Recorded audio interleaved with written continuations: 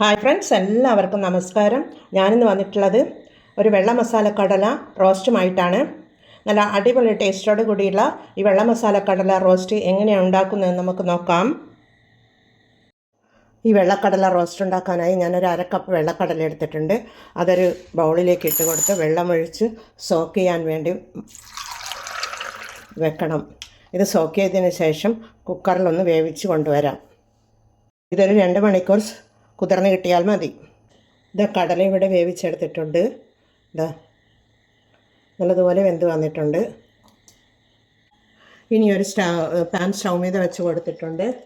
അതിലേക്ക് ഒരു 2 table spoon വെളിച്ചെണ്ണ ഒഴിച്ച് കൊടുക്കാം. 1 ടീസ്പൂൺ കടുകിട്ട് കൊടുക്കാം.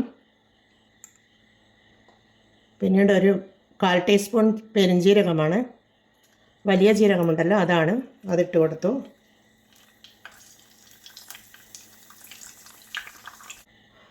കടുവും ജീരകവും പൊട്ടി വന്നിട്ടുണ്ട്. ഇതിലേക്ക് നമുക്കൊരു വലിയ ഒരു ഉള്ളി കട്ട് ചെയ്തെടുത്തിട്ടുള്ളതാണ്, അതിട്ട് കൊടുക്കാം.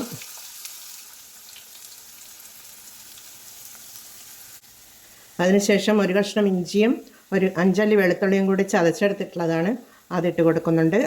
ഒരു 3 പച്ചമുളക്, ഇതൊരു നാടൻ മുളകാണ്, ഉണ്ടമുളകാണ്. പച്ചമുളക് ഇട്ട് കൊടുത്തു. കുറച്ച് കറിവേപ്പില, ഇത് എല്ലാം ഇട്ട് കൊടുത്തൊന്ന് വഴറ്റി കൊടുക്കാം.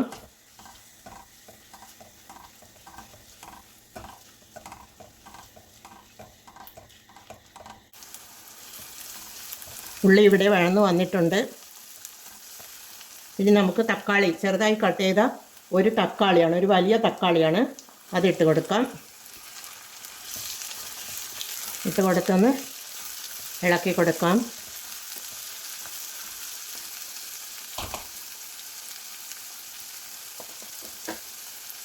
ഒരു മിനിറ്റ് മൂടിയിട്ട് കൊടുക്കാം. പെട്ടെന്ന് വഴന്ന് കിട്ടുവാൻ വേണ്ടിയാണ് മൂടിയിട്ട് കൊടുത്തിട്ടുള്ളത്. ചെറുതീയിലാണ് വെച്ച് കൊടുത്തിട്ടുള്ളത്, ഇല്ലെങ്കിൽ പൊടി തക്കാളി ഉള്ളിയൊക്കെ കരിഞ്ഞു പോകും.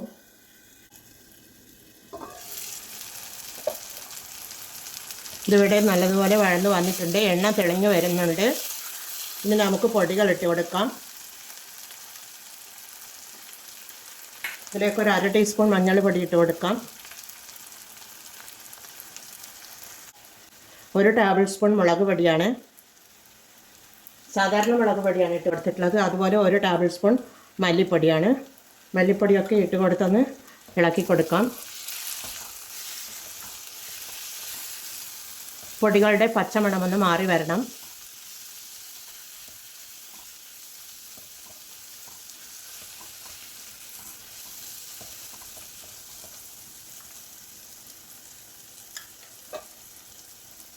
ഒരു മിനിറ്റ് ഇത് മൂടിയിട്ട് കൊടുക്കാം.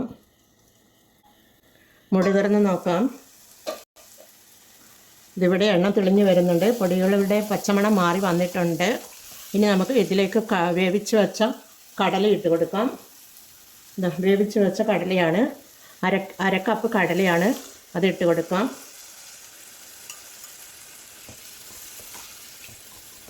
കടല ഇട്ട് കൊടുത്തതിന് ശേഷം 1 ടീസ്പൂൺ ഉപ്പിട്ട് കൊടുക്കാം.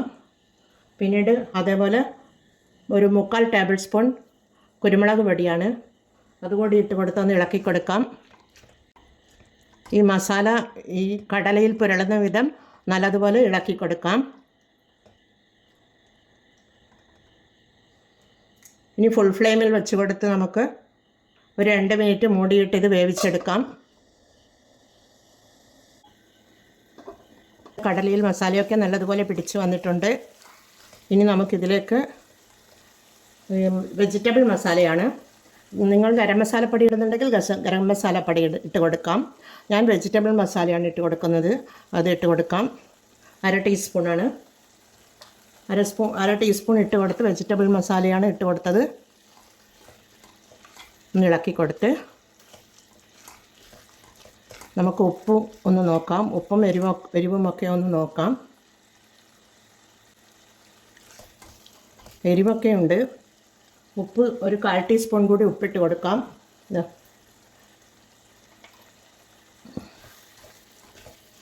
ഉപ്പിട്ട് കൊടുത്തൊന്ന് ഇളക്കി കൊടുക്കാം. ഇവിടെ റെഡിയായി വരുന്നുണ്ട്. നല്ല വെള്ള മസാലക്കടല റോസ്റ്റ് ഇവിടെ റെഡിയായി വരുന്നുണ്ട്. ഇനി നമുക്ക് കുറച്ച് കറിവേപ്പിലയാണ്. കറിവേപ്പില ആദ്യം ഇട്ട് കൊടുത്തിരുന്നു, എന്നാൽ ഇപ്പോഴും കുറച്ചിട്ട് കൊടുക്കുന്നതാണ്. പിന്നീട് മല്ലിയില കൂടെ തൂവിക്കൊടുത്ത് നമുക്ക് 1 മിനിറ്റ് മൂടിയിട്ട് കൊടുത്ത് അതൊന്ന് ലെവലായി വെച്ചതിന് ശേഷം 1 മിനിറ്റ് മൂടിയിട്ട് കൊടുത്ത് സിമ്മിൽ വെച്ചിട്ടാണുള്ളത്, ഫ്ലെയിം സിമ്മിലാണുള്ളത്. നമുക്ക് 1 മിനിറ്റ് അതേപോലെ വെച്ച് കൊടുത്ത് നമുക്ക് നോക്കാം. 1 മിനിറ്റ് ആയിട്ടുണ്ട്. ഇത് മൂടി തുറന്ന് നോക്കാം. ഇതാ നല്ല അടിപൊളി വെള്ള മസാല കടല റോസ്റ്റ് ഇവിടെ റെഡിയാണ്. ഇനി നമുക്കിത് ഒരു സർവിങ് ബൗളിലേക്ക് മാറ്റാം. ഇനി തീ ഓഫ് ചെയ്ത് കൊടുത്തിട്ടുണ്ട്. കാണുമ്പോൾ തന്നെ ഇത് മനസ്സിലാവുന്നുണ്ടാവുമല്ലോ, നല്ല എണ്ണ തെളിഞ്ഞു വന്നിട്ട് നല്ല അടിപൊളി ടേസ്റ്റോട് കൂടിയിട്ടുള്ള ഒരു കടല റോസ്റ്റാണിത്.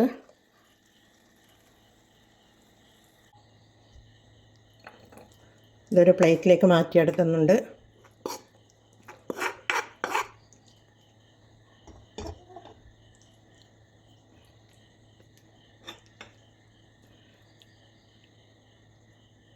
നല്ല ചപ്പാത്തിയുടെ കൂടെയും പൂരിയുടെ കൂടെയും അപ്പത്തിൻ്റെ കൂടെയും ഒക്കെ കഴിക്കുവാൻ പറ്റിയ നല്ല വെള്ള മസാല കടല റോസ്റ്റ് ഇവിടെ റെഡിയാണ്. എന്നാൽ എല്ലാവരും ഇത് ട്രൈ ചെയ്ത് നോക്കണേ. ഇതാ നല്ല ടേസ്റ്റോട് കൂടിയാണുള്ളത്. ഇതാ നല്ല സോഫ്റ്റ് ആയിട്ടുള്ള വെള്ള മസാല കടല ഞാൻ ടേസ്റ്റ് ചെയ്ത് നോക്കി, നല്ല അടിപൊളിയാണ്. എന്നാൽ എല്ലാവരും ഇത് ട്രൈ ചെയ്ത് നോക്കി ഫീഡ്ബാക്ക് അറിയിക്കണേ. കമൻറ്റും സബ്സ്ക്രൈബും ചെയ്ത് സപ്പോർട്ട് ചെയ്യണേ. അടുത്തൊരു വീഡിയോയുമായി വരുന്നത് വരെ എല്ലാവർക്കും താങ്ക് യു ഫോർ വാച്ചിങ്.